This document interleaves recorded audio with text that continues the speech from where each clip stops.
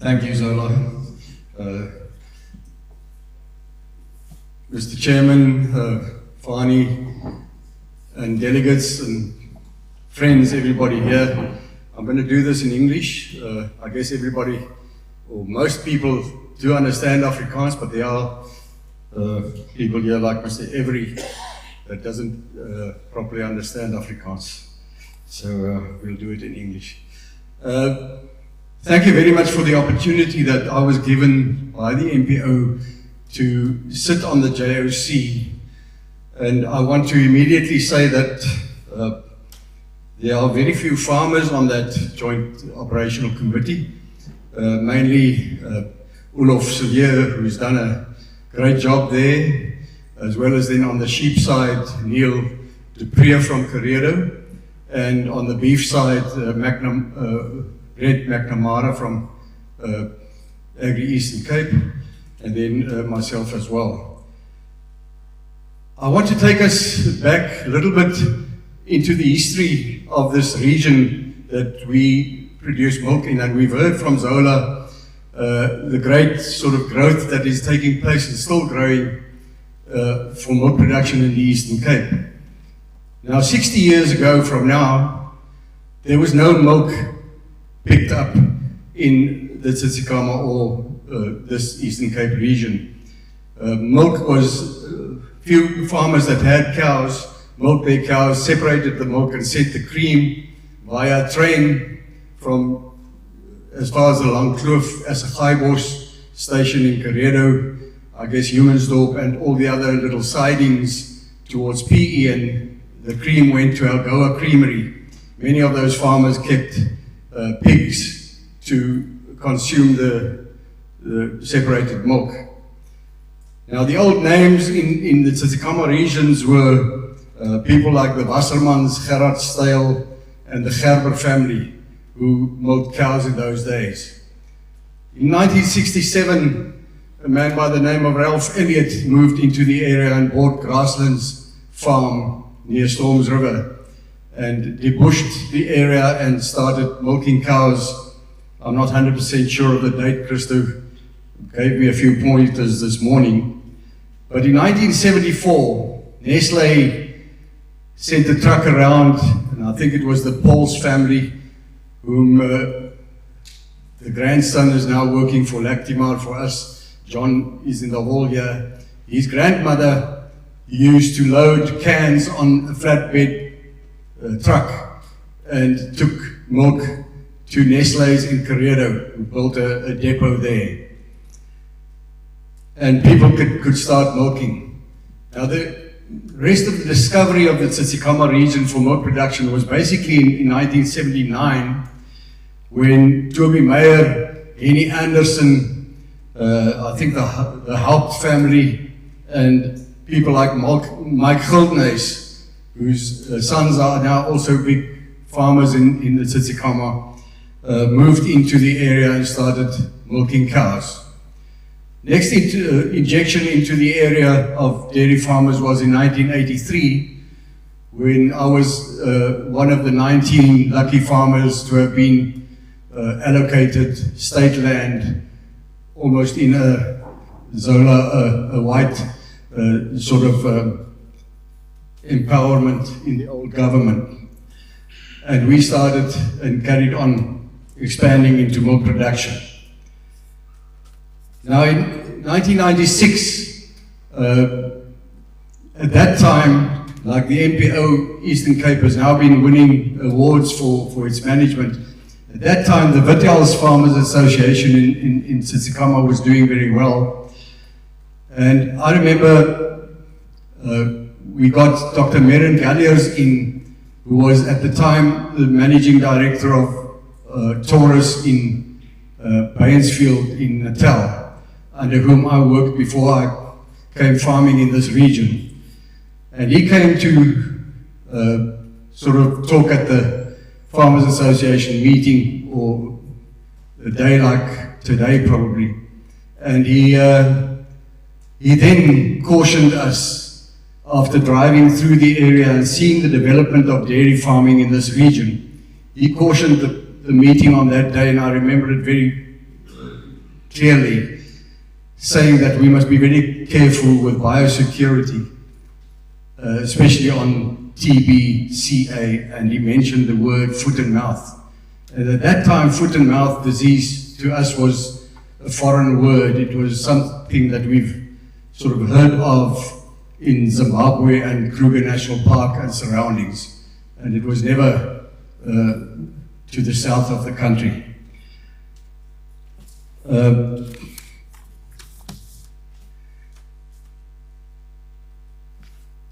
In April of 2024, the index farm attracted a disease that looked strange to the private veterinarians in Humansdorp. And the word quickly spread that there was a possibility of foot and mouth in the region. And on the 1st of May, Order Support Laboratory opened its doors after hours to analyze the samples that were sent there, and the confirmation unfortunately came through that the index farm was positive for foot and mouth disease. A meeting followed with Dr. Gideon Bruckner in the Nico Malan Sports Hall, and one of the best attended meetings that I've ever seen. And the bomb unfortunately burst. Now, on the 9th of May, the index farm was vaccinated. Other farms started to follow, and the disease kept spreading one farm at a time.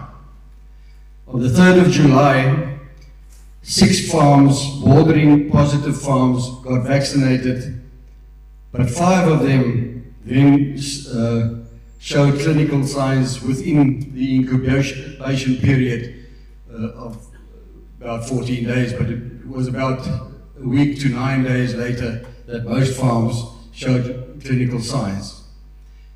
A general sort of push from Tsitsikamma East came to vaccinate a wider zone around the positive farms of about 10 kilometers, and all the farmers signed on the dotted line and gave their full cooperation to have the area vaccinated in order to try and stop the spread of the disease. Now we are sitting on the 20th of September, which means that these farms are now 51 days after day 0, which means that all the farms that were vaccinated and did not contract the disease can now actually slaughter their animals through a FMD registered abattoir. We've had various problems in the JOC regarding abattoirs and other problems as well. But what we did see is that the mass vaccination of 23 to the end of July really stopped the spread of the disease, and it seems like it has helped. It is not very good news that in this last week, farms towards the Hankey side, mainly beef farms, were also confirmed with positive blood tests. Although there was, as far as I know, not really clinical signs on those farms.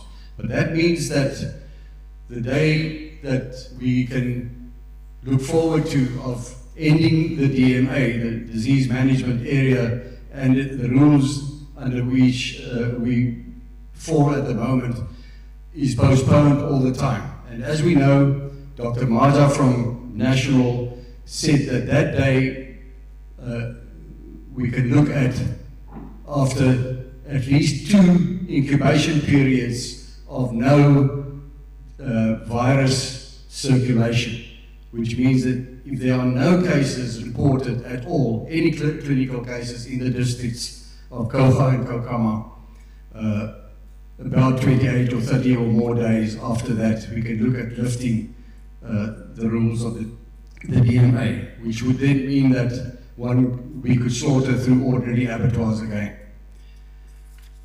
A big problem in the current situation is the stigma attached to FMD or foot and mouth disease.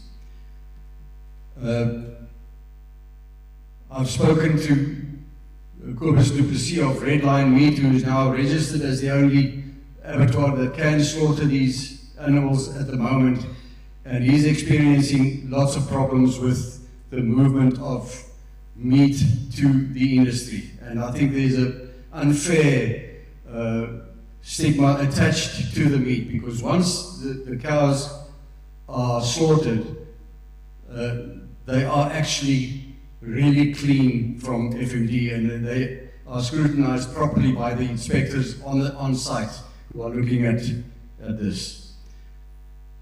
We are continuously working in the JOC to try and handle all the problems that we have, and I can mention that I've also had a meeting with our private vets during this week, and we are busy drawing up a paper to deliver to the National Department of Health to ask them whether, for instance, the negative farms that vaccinated cannot possibly slaughter through ordinary abattoirs. The other problem that we are handling is the thousands of surplus calves that are being put down at the moment on farms, which is a very inhumane practice that's taking place, but we've got no options at the moment. The other problem is obviously also some of our members who are making use of graziers outside of the DMA, and heifers that are in those areas that are pregnant now and have to come back to their farms but cannot be moved due to the restrictions in the DMA. I can also not end here by not thanking everybody who's involved, and I just want to say even our milk buyers have bent back very much to take the milk and not penalize us unnecessarily. We must really, and I think we can give them a big hand for that. Then also the new Minister of Agriculture, John Steenhuisen, and his advisor, Annette Stein, the state vets who've already been thanked. I can just tell you that Dr. Jared Sladom and Dr. Jali are working very, very hard. They do have assistance and so on, but they're working very hard. The Director of Animal Health I've mentioned, Dr. Maja, the Abattoir Society of South Africa, Dr. Gerard Neting and his team, Dr. Rosani, and then plus our local plaaslike, I wanted to say, our local private vets. With that, I want to say that we are working full time, and we must stay positive, not for FMD, but in our dairy farming at the moment in this region. We will get through this, and I think we will get onto the other side positively. Thank you very much.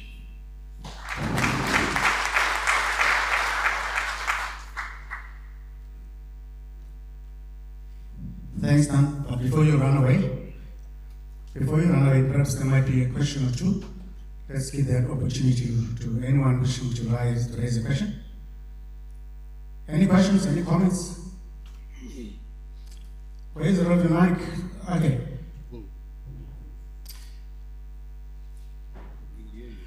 Okay, Bull, just use the mic because of the people who are attending virtually.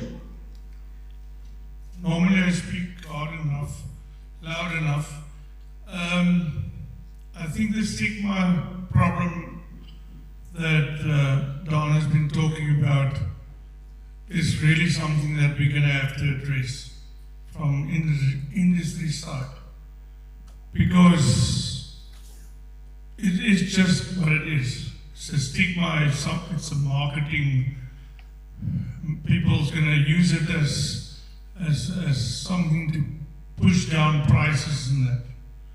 And I don't know what we from the MPO and all the other different organizations can do, but there's no reason that FMD meat, there isn't something like FMD meat, as I understand it.